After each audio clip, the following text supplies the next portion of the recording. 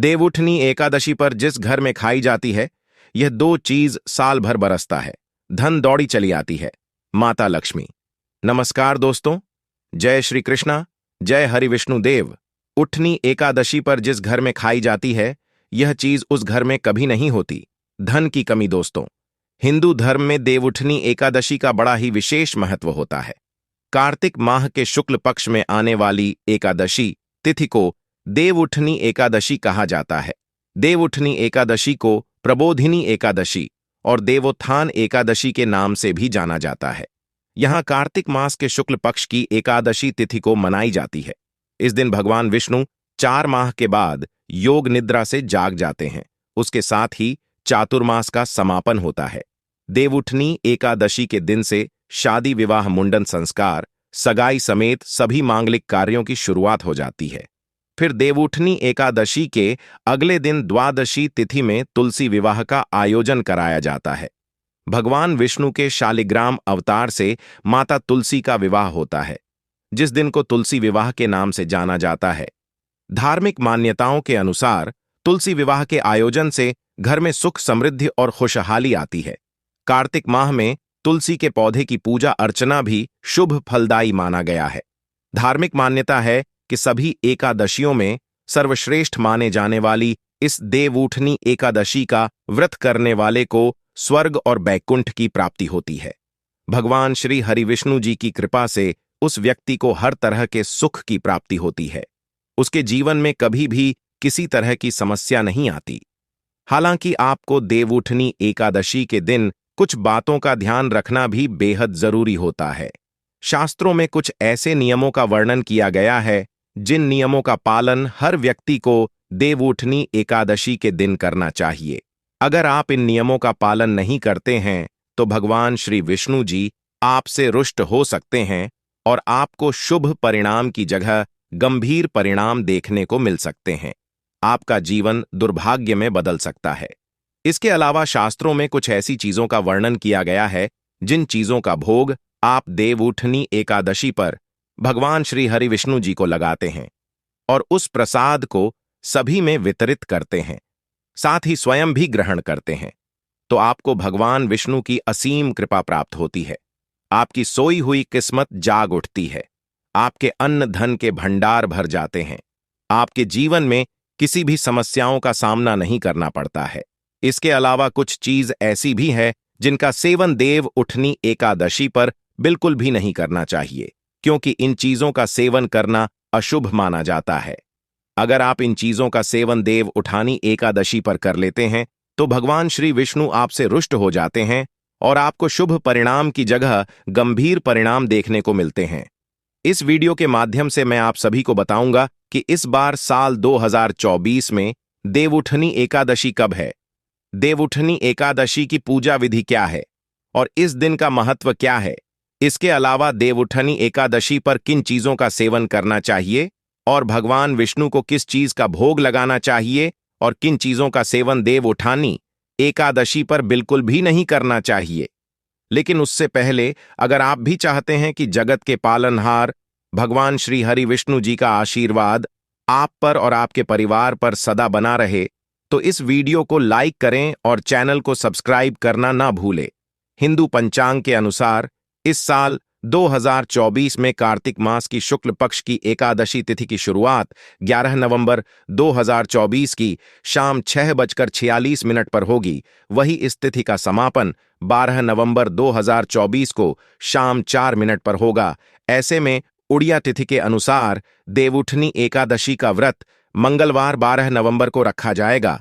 इसके अलावा देवउठनी एकादशी व्रत पारण के बारे में बात करें तो व्रत का पारण देवउठनी एकादशी के अगले दिन यानी 13 नवंबर को किया जाएगा। ऐसे में देवउठनी एकादशी का पारण 13 नवंबर की सुबह 6:42 से 8:51 के बीच किया जाएगा। साथ ही दोस्तों, इस बार देवउठनी एकादशी पर कई सहयोग भी बन रहे हैं।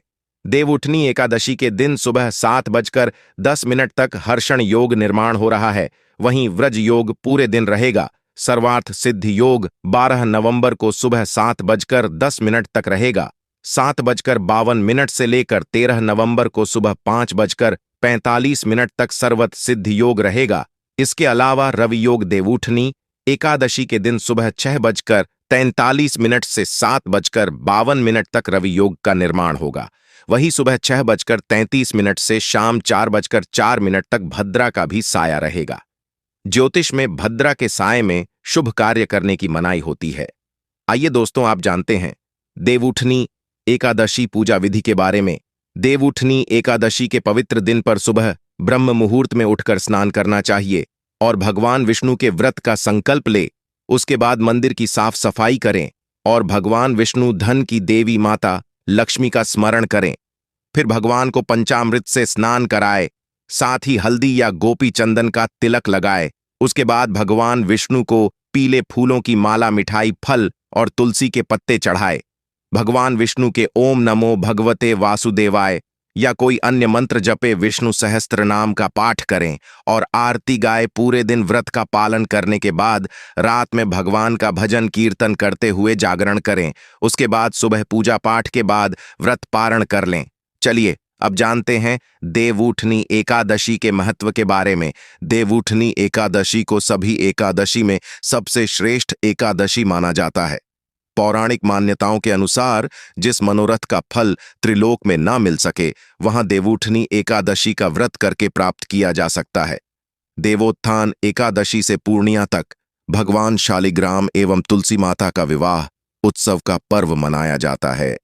देवउठनी एकादशी पर जगत के पालनहार भगवान श्री हरि विष्णु जी की विशेष पूजा करके उन्हें योग निद्रा से जगाया जाता है। खास बात यहां है कि इसी दिन से चातुर्मास व्रत भी समाप्त हो जाता है। मान्यता है कि कार्तिक मास में श्री हरिजल में निवास करते हैं। ऐसे में इस दौरान गंगा जल पूजा में प्रयोग और उसका सेवन करना अत्यंत ही शुभ माना गया है। देवउठनी एकादशी के साथ सभी शुभ कार्यों की शुरुआत हो जाती है। इस दिन शालिग्राम के साथ माता तुलसी का विवाह होता है और इस दिन तुलसी पूजा का विशेष महत्व होता है। इस दिन तुलसी और शालिग्राम की पूजा करने से पितृदोष का समाप्त होता है। इसके अलावा देवउठनी एकादशी व्रत करने से व्यक्ति की कुंडली में चंद्रमा की स्थिति मजबूत होती है। दोस्तों, यहां था देवउठनी एकादशी का महत्व। अब जानते हैं देवउठनी एकादशी पर किन चीजों का सेवन करने से और किन चीजों का भोग भगवान श्री विष्णु जी को लगाने से सुख, संपत्ति और धन ऐश्वर्य की प्राप्ति होती है। नंबर 1, सिंघाड़े का भोग। सिंघाड़ा माता लक्ष्मी को बेहद प्रिय है, इसलिए देवउठनी एकादशी के दिन भगवान विष्णु को सिंघाड़े का भोग जरूर लगाए। भोग लगाने के बाद उस प्रसाद को सभी में वितरित करें और स्वयं भी ग्रहण कर ले। ऐसा कहा जाता है कि भगवान विष्णु को सिंघाड़े का भोग लगाने से माता लक्ष्मी बेहद प्रसन्न होती है और साधक को माता लक्ष्मी की असीम कृपा प्राप्त होती है, जिससे साधक के अन्न के भंडार भर जाते हैं। नंबर 2, तिल का भोग। धार्मिक मान्यताओं के अनुसार देवउठनी एकादशी के पवित्र दिन पर भगवान श्री विष्णु को तिल का भोग लगाने से व्यक्ति को सभी पापों से छुटकारा मिल सकता है। इस दिन तिल का विशेष महत्व बताया गया है, इसलिए इस दिन तिल का दान जरूर करें। ऐसा करने से व्यक्ति कभी नरक नहीं जाता है। नंबर 3, गन्ने का भोग। देवउठनी एकादशी के दिन तुलसी विवाह भी होता है, इसलिए गन्ने का मंडप बनाकर पूजा की जाती है और भगवान विष्णु को भोग भी लगाया जाता है। धार्मिक मान्यताओं के अनुसार ऐसा कहा जाता है कि भगवान विष्णु को गन्ना का भोग लगाने से सुख, शांति की प्राप्ति होती है। साथ ही जीवन में किसी भी प्रकार की समस्याओं का सामना नहीं करना पड़ता है। नंबर 4, केले का भोग।